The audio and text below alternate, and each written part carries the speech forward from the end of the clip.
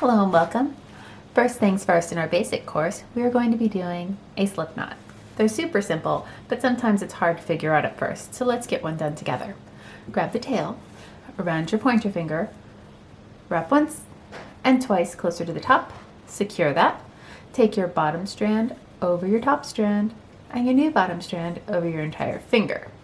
Now replace your finger with your crochet hook and pull that working yarn. And now you're ready to chain. One more time, just in case. Nice and slow.